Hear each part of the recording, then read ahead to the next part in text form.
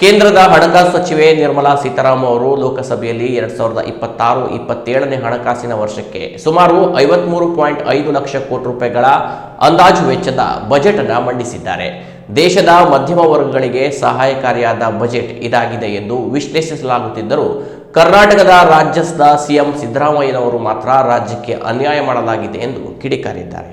ವಿತ್ತ ಸಚಿವೆ ನಿರ್ಮಲಾ ಸೀತಾರಾಮನ್ ಅವರು ದೇಶದ ಮಧ್ಯಮ ವರ್ಗದ ನಿರೀಕ್ಷೆಗಳಿಗೆ ಪೂರಕವಾಗಿ ತಮ್ಮ 9ನೇ ಬಜೆಟ್ ಮಂಡಿಸಿದ್ದಾರೆ. ಪ್ರಧಾನಮಂತ್ರಿ ನರೇಂದ್ರ ಮೋದಿ ನೇತೃತ್ವದ ಕೇಂದ್ರ ಸರ್ಕಾರವು ದೇಶದ ಎಲ್ಲಾ ವರ್ಗಗಳ ಸರ್ವಾಂಗೀಣ ಅಭಿವೃದ್ಧಿಗೆ ಈ ಬಜೆಟ್ ಬದ್ಧವಾಗಿದೆ ಎಂದು ಘೋಷಿಸಿದರು. ಆದಾಯ ತೆರಿಗೆಯಲ್ಲಿ ಹೊಸ ಕಾನೂನಿನ ಜಾರಿಯನ್ನ ಪರಿಚಯಿಸುವ ನಿರ್ಮಲಾ ಸೀತಾರಾಮನ್ ತೆರಿಗೆ ನಿಯಮಗಳ ಸರಳೀಕರಣ, ಟ್ಯಾಕ್ಸ್ ಕಟ್ಟಲು ಸಮಯಾವಕಾಶ, ಐಟಿಆರ್ ಫಾರ್ಮ್ಗಳ ಸರಳೀಕರಣವನ್ನ ಘೋಷಿಸಿದ್ದಾರೆ. ಹೊಸ ಆದಾಯ ತೆರಿಗೆ ಕಾನೂನು ಏಪ್ರಿಲ್ 1, 2026ರಿಂದಲೇ ಜಾರಿಯಾಗಲಿದ್ದು ಸಣ್ಣ ತೆರಿಗೆ ಪಾವತಿದಾರರಿಗೆ ಹೊಸ ಪದ್ಧತಿ ಘೋಷಣೆ ಮಾಡಲಾಗಿದೆ. ಅದೇ ರೀತಿ ವಿದೇಶದಲ್ಲಿದ್ದ ಆಸ್ತಿ ಘೋಷಣೆಗೆ 6 ತಿಂಗಳ ಸಮಯಾವಕಾಶ ನೀಡಲಾಗಿದೆ. ದೇಶವನ್ನ ಔಷಧಿ ತಯಾರಿಕಾ ಹಬ್ ಆಗಿ ಪರಿವರ್ತಿಸಲು ಬಯೋಫಾರ್ಮ್ ಶಕ್ತಿ ಯೋಜನೆಯನ್ನ ಪರಿಚಯಿಸಿರುವ ನಿರ್ಮಲಾ ಸೀತಾರಾಮನ್ ಅವರು ಈ ಯೋಜನೆಗಾಗಿ 10,000 ಕೋಟಿ ರೂಪಾಯಿ ಮೀಸಲು ಇಡುವುದಾಗಿ ತಿಳಿಸಿದ್ದಾರೆ. ದೇಶದ ಔಷಧ ವಲಯದಲ್ಲಿ ಸುಮಾರು 350ಕ್ಕೂ ಹೆಚ್ಚು ಸುಧಾರಣಾ ಕ್ರಮಗಳನ್ನ ಕೇಂದ್ರ ಹಣಕಾಸು ಸಚಿವೆ ಘೋಷಿಸಿದ್ದಾರೆ. ಅದೇ ರೀತಿ ದಿವ್ಯಾಂಗರಿಗಾಗಿ ವಿಶೇಷ ಯೋಜನೆಗಳನ್ನ ಘೋಷಣೆ ಮಾಡಲಾಗಿದೆ. ಮಹಿಳೆಯರಿಗಾಗಿ ಲಖ್ಪತಿ ಯೋಜನೆಗೆ ಇನ್ನಷ್ಟು ಆದ್ಯತೆ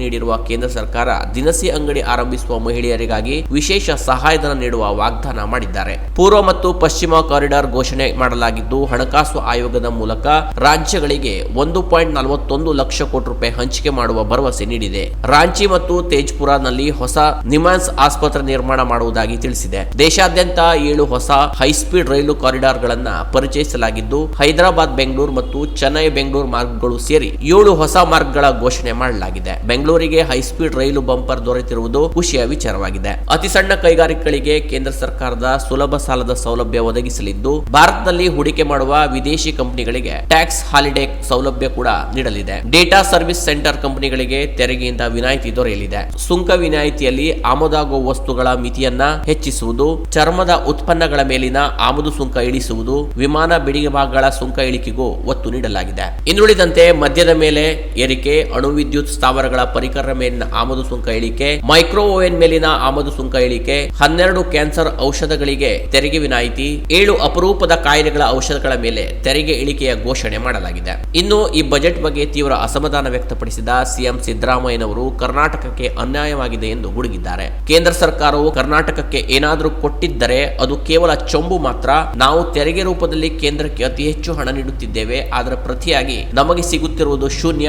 ಇದು ದಕ್ಷಿಣ ಭಾರತ ರಾಜ್ಯಗಳ ಮೇಲೆ ನಡೆಯುತ್ತಿರುವ ಆರ್ಥಿಕ ದೌರ್ಜನ್ಯ ಎಂದು ಆಕ್ರೋಶ ವ್ಯಕ್ತಪಡಿಸಿದ್ದಾರೆ. ಕೇವಲ ಕರ್ನಾಟಕ ಮಾತ್ರವಲ್ಲದೆ ಇಡೀ ದಕ್ಷಿಣ ಭಾರತವನ್ನ ಈ ಬಜೆಟ್ ಕಡೆಗಣಿಸಿದೆ ಎಂದು ಸಿದ್ದರಾಮಯ್ಯ ಅವರು ಆರೋಪಿಸಿದ್ದಾರೆ. ಇನ್ನು ಈ ಬಗ್ಗೆ ಪ್ರತಿಕ್ರಿಯಿಸಿದ ಕಾರವಾರದ ಎಂಎಲ್ಸಿ ಗಣಪತಿ ಉಳ್ವೇಕರ್ ಅವರು ಕರಾವಳಿ ಸೇರಿದಂತೆ ಉತ್ತರ ಕನ್ನಡ ಜಿಲ್ಲೆಯ ಅಭಿವೃದ್ಧಿಗೆ ಪೂರಕವಾಗಿ ಬಜೆಟ್ ಮಂಡಿಸಲಾಗಿದೆ. ಮೀನುಗಾರಿಕೆ ಹಾಗೂ ಪ್ರವಾಸೋದ್ಯಮಕ್ಕೆ ಬಜೆಟ್ ಒತ್ತು ನೀಡಿದ್ದು ಆಶಾದಾಯಕ ಬೆಳವಣಿಗೆಯಾಗಿದೆ. ಮೀನುಗಾರಿಕೆಗಾಗಿ ಪ್ರತ್ಯೇಕ ಸಚಿವಾಲಯ ಸ್ಥಾಪನೆಯಿಂದ ಅನೇಕ ಸಮಸ್ಯೆಗಳು ದೂರವಾಗಲಿದೆ. ಮತ್ಸ್ಯ ಸಂಪದ ಯೋಜನೆ ಅಡಿ 55 ಲಕ್ಷ ಉದ್ಯೋಗ ಸೃಷ್ಟಿಗೆ ಒತ್ತು ನೀಡಿರುವುದರಿಂದ ನಿರುದ್ಯೋಗ ಸಮಸ್ಯೆ ದೂರವಾಗಲಿದೆ. ಇದರೊಂದಿಗೆ ಪ್ರವಾಸೋದ್ಯಮ ಮತ್ತು ಆತಿಥ್ಯ ವಲಯವನ್ನ ಬಲಪಡಿಸುವ ಮೂಲಕ ಆರ್ಥಿಕತೆಯನ್ನು ವಿಸ್ತರಿಸುವ ಗುರಿಯು ಉದ್ಯೋಗ ಸೃಷ್ಟಿಗೆ ನೆರವು ನೀಡಲಿದೆ. ಒಳನಾಡು ಮತ್ತು ಕರಾವಳಿ ಮೀನುಗಾರಿಕೆಗೆ ಆಧುನಿಕ ತಂತ್ರಜ್ಞಾನ ಹಾಗೂ ಮೂಲಸೌಕರ್ಯ, ಕರ್ನಾಟಕ ಅಣೆಕಟ್ಟುಗಳಲ್ಲಿ ಮೀನುಗಾರಿಕೆ ಅಭಿವೃದ್ಧಿಯ ಬಗ್ಗೆ ಸಚಿವರು ಬಜೆಟ್ನಲ್ಲಿ ವಿವರಿಸಿದ್ದು ಈ ಬಜೆಟ್ ಜನಪರ ಕಾಳಜಿಯನ್ನು ಹೊಂದಿದೆ ಎಂದು ಗಣಪತಿ ಉಳ್ವೇಕರ್ ಹರ್ಷ ವ್ಯಕ್ತಪಡಿಸಿದ್ದಾರೆ. ಇನ್ನು ಕೇಂದ್ರ ಹಣಕಾಸು ಸಚಿವರಾದ ನಿರ್ಮಲಾ ಸೀತಾರಾಮನ್ ಅವರು ಬಜೆಟ್ನಲ್ಲಿ ಜನತೆಗೆ ಗಮನಾರ್ಹ ಕೊಡುಗೆಯನ್ನು ನೀಡುವ ಮೂಲಕ